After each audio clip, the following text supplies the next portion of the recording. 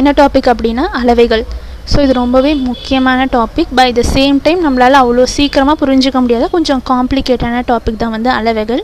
இதை வந்து நம்ம ரிசர்ச் மெத்தடாலஜி, அதாவது தேர்ட் இயரில் வர ரிசர்ச் மெத்தடாலஜியில் வந்து இதை பார்ப்போம். இதை லாஜிக்ஸ் அப்படிங்கிற டாப்பிக்கில் வந்து நம்ம பார்ப்போம். பட் நம்மளுக்கு சிலபஸில் இது இல்லை.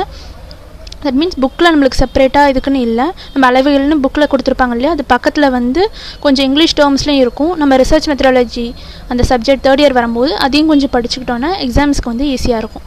இப்போ நம்ம அளவைகளை வந்து சித்தா ஆஸ்பெக்டில் என்னென்ன சொல்லியிருக்காங்க, அது எப்படிலாம் பண்ணணும் அப்படிங்கிறத பற்றி பார்க்கலாம்.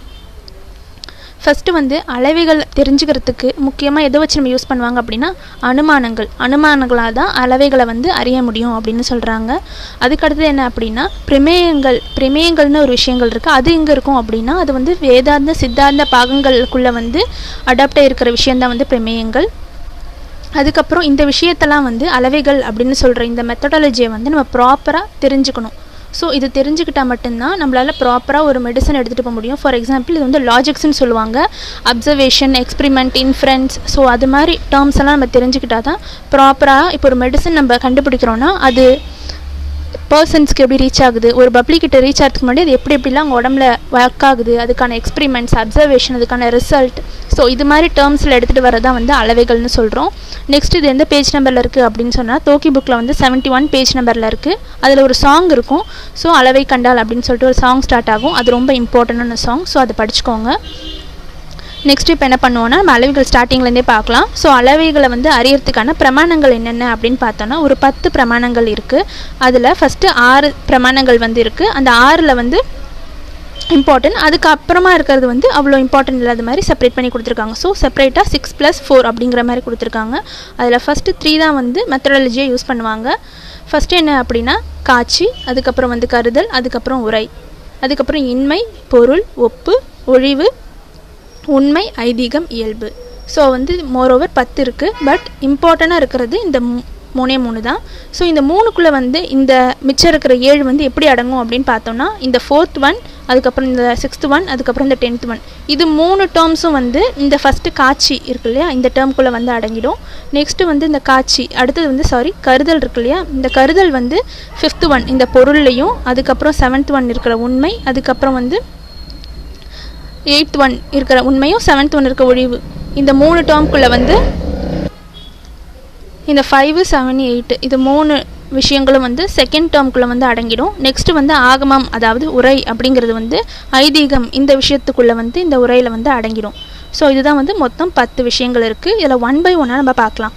ஃபஸ்ட்டு காட்சினா என்ன, கருதல்னா என்ன, உரைனா அப்படின்னு சொல்லிட்டு ஒன்று நம்ம ஃபஸ்ட்லேருந்து இப்போ பார்க்கலாம். ஃபஸ்ட்டு காட்சின்னு சொல்கிறது என்ன அப்படின்னா, இப்போ ஒரு ஃப்ளார் நம்ம ஆல்ரெடி பார்த்துருப்போம். ஆனால் அதுக்கப்புறமா அதை நம்ம பார்க்காம அதோட வாசனையை மட்டுமே வச்சு இதுதான் அந்த ஃப்ளார் தான், இப்போ ஒரு மல்லிகைப்பூ வாசனையோ இல்லை ரோஸோட அந்த வாசனையோ இல்லை பர்ஃப்யூம் ஏதாவது ஸ்மெல் பண்ணால் இது இந்த ரோஸோட ஃப்ராக்ரன்ஸ் தான், இல்லை லாவெண்டரோட ஃப்ராக்ரன்ஸ் தான் அப்படின்னு நம்மளால் கண்டுபிடிக்க முடியுதுன்னா அந்த காட்சி. ஓகேவா, அந்த மெத்தடாலஜி வச்சு தான் நம்மளால் வந்து ஒரு விஷயத்தை தெரிஞ்சுக்க முடியுது. ஸோ இந்த டேர்முக்கு பேர் தான் வந்து காட்சி அப்படின்னு சொல்கிறோம். இதை வந்து பிரத்யாபக்ஷம் அப்படின்னு சொல்லலாம். நெக்ஸ்ட் என்ன அப்படின்னா கருதல். ஸோ கருதல் அப்படின்னு சொல்கிறது என்ன அப்படின்னா ஒரு விஷயத்தை வந்து படிக்கிறோம், ஒரு வேர்டை வந்து நம்ம படிக்கிறோம். ஸோ ஒரு விஷயத்தை பற்றி நம்ம தெரிஞ்சுக்கிறோம் அப்படின்னா நெக்ஸ்ட் அந்த வேர்டு நம்மளுக்கு திரும்பி ரீகால் ஆகும்போது இந்த இடத்துலேருந்து நம்ம படித்தோம், இந்த விஷயத்துலேருந்து நம்ம இதை தெரிஞ்சுக்கிட்டோம் அப்படின்னு நம்மளுக்கு ஆட்டோமேட்டிக்காக ஞாபகம் வரும். ஸோ அந்த விஷயத்தை தான் வந்து கருதல். இந்த டேர்மில் வந்து கருதலுக்கான எக்ஸாம்பிள் இது தான். நெக்ஸ்ட்டு தேர்ட் ஒன் என்ன அப்படின்னா உரை, அதாவது ஆகமம். ஆகமம்னு சொல்கிறது என்ன அப்படின்னா நம்ம கர்ம முயற்சினால நம்மளுக்கு நல்லதோ கெட்டதோ, ஓகேவா, இந்த ஜென்மத்தில் நம்மளுக்கு நல்லது நடந்தாலும் கெட்டது நடந்தாலும் என்ன சொல்லுவாங்க, நம்ம பழைய முன் ஜென்மத்தில் நம்ம பண்ண கர்மத்தால் தான் நம்மளுக்கு இந்த விஷயம்லாம் நடக்குது அப்படின்னு சொல்லுவாங்க இல்லையா. ஸோ அந்த டேர்முக்கு பேர் தான் வந்து உரை, அதாவது ஆகமம் அப்படின்னு சொல்லுவோம். அடுத்தது 4th ஒன் என்ன அப்படின்னா அபபாவம். ஸோ அபாவம் அப்படின்னு சொல்கிறது என்ன அப்படின்னா சீதளம் இல்லைன்னு பனி இல்லை, அதாவது கூலிங்னஸ் இல்லை அப்படின்னா கோல்டு, அதாவது ஸ்னோவும் இல்லை அப்படின்னு நம்மளால் எடுத்துக்க முடியும். ஸோ இந்த டேர்முக்கு பேர் தான் அபாவம் அப்படின்னு சொல்லுவோம். 5th ஒன் என்ன அப்படின்னா அருந்தாபத்தினா என்னென்னா ஃபஸ்ட்டு இதில் என்ன சொல்லியிருக்காங்க அப்படின்னா பகல் உண்ணான் பெருத்திருப்பான் அப்படிங்கிற ஒரு டேர்ம் எடுத்துகிட்டு வராங்க. தட் மீன்ஸ் காலையில் காலையில் சாப்பிட மாட்டுறாங்க, பட் அவங்க பார்க்க ஃபேட்டியாக இருக்காங்க அப்படிங்கிற மாதிரி ஒரு டேர்ம் எடுத்துகிட்டு வராங்க. ஸோ அப்படின்னா நம்ம என்னென்னு புரிஞ்சுக்கணுன்னா, அப்போ காலையில் சாப்பிட்லனாலும் அவங்க ஃபேட்டாக இருக்காங்க அப்படின்னா அவங்க நைட் டைமில் வந்து ஒளிஞ்சு சாப்பிட்றாங்க, அதாவது நைட் டைமில் அவங்க ஃபுட் சாப்பிட்றாங்க, அதனால தான் அவங்கள ஃபேட்டியாக மாறுறாங்க அப்படிங்கிற டேர்மை நம்ம இதில் புரிஞ்சுக்க முடியும். ஸோ இந்த மாதிரி டேர்மை தான் வந்து அருந்தாபத்தி அப்படின்னு சொல்லுவோம். 6th ஒன் என்ன அப்படின்னா உபமானம். உபமானம்னு சொல்கிறது என்ன டேர்மில் இதில் சொல்கிறாங்கன்னு ஃபஸ்ட்டு பார்ப்போம். ஆமாம்னு சொல்லிட்டு ஒரு பசு இருக்குது, அதாவது ஒரு மிருகம் இருக்குது, அது பார்க்க எப்படி இருக்கும் அப்படின்னா பசு மாதிரி இருக்கும் அப்படின்னு கேள்விப்பட்ட ஒரு பர்சன் என்ன பண்ணுறாரு அப்படின்னா காட்டுக்கு போய் ஒரு பசு மாதிரி இருக்கிற ஒரு விலங்கை பார்த்துட்டு அது பேர் தான் ஆமாம் போல் அப்படின்னு சொல்லிட்டு தெரிஞ்சுக்கிட்டு வராரு. ஸோ இந்த டேர்முக்கு பேர் தான் வந்து உபமானம் அப்படின்னு சொல்லுவாங்க. 7th ஒன் என்ன அப்படின்னா ஒழிவு. அதாவது வந்து இப்போ ராமருக்கும் ராவணனுக்கும் வந்து ஃபைட் நடக்குது, அதாவது ஒரு போர் நடக்குது. அப்போ என்ன ஆகுதுன்னா ராமர் வந்து வின் பண்ணுறாரு, ராவணன் வந்து தோத்துடுறாரு. இந்த டேர்மில் வந்து ஃபஸ்ட்டு இதில் என்ன அவங்க மென்ஷன் பண்ண பார்க்குறாங்கன்னா ராமா வின் பண்ணிட்டாரு அப்படின்னு நம்ம இதில் மென்ஷன் பண்ண உடனே நம்ம அதுக்கு அடுத்தது என்ன புரிஞ்சுக்கணும் அப்படின்னா அப்போ ராவணா தோத்துட்டாரு அப்படிங்கிற டேர்மையும் நம்ம வந்து தெரிஞ்சுக்கணும். ஸோ இதுதான் வந்து ஒழிவுங்கிற ஸ்டேட்மெண்ட்டில் சொல்ல வராங்க. நெக்ஸ்ட்டு 8th ஸ்டேட்மெண்ட் என்ன அப்படின்னு பார்த்தோன்னா உண்மை.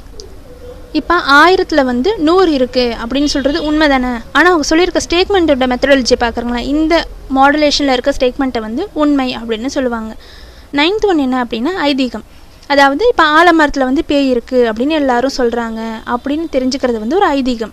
இது எல்லாராலையும் பிலீவ் பண்ணக்கூடிய ஒரு விஷயம். அது உண்மையாக பொய்யான்னு யாருக்கும் தெரியாது, பட் எல்லாராலையும் இது பிலீவ் பண்ணுவாங்க. ஸோ அது மாதிரி டேர்மை வந்து ஐதீகம் அப்படின்னு சொல்லுவோம்.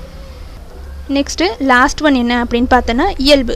அதாவது மாப்பூத்துது அப்படின்னா மரத்துக்கு மேலே தானே இருக்கும், ஓகேவா. ஒரு நார்மலாக ஒரு விஷயம் இருக்குன்னா இதுதான் வந்து இயல்பு. இந்த டேர்மில் வர்றது வந்து இதுதான். ஸோ ஓவரால் நம்ம என்ன பண்ணியிருக்கோம் அப்படின்னா அனுமானம், ஆகமம், கருதல், காட்சி எல்லாத்தையுமே நம்ம வந்து ஃபுல்லாக என்னென்ன டேர்ம்ஸ்ன்னு சொல்லிட்டு அளவுகளில் பார்த்தாச்சு. இதோட இந்த வீடியோ கம்ப்ளீட் ஆகுது. இதோட கண்டினியூவேஷனை வந்து பார்ட் 2 வீடியோவில் பார்க்கலாம்.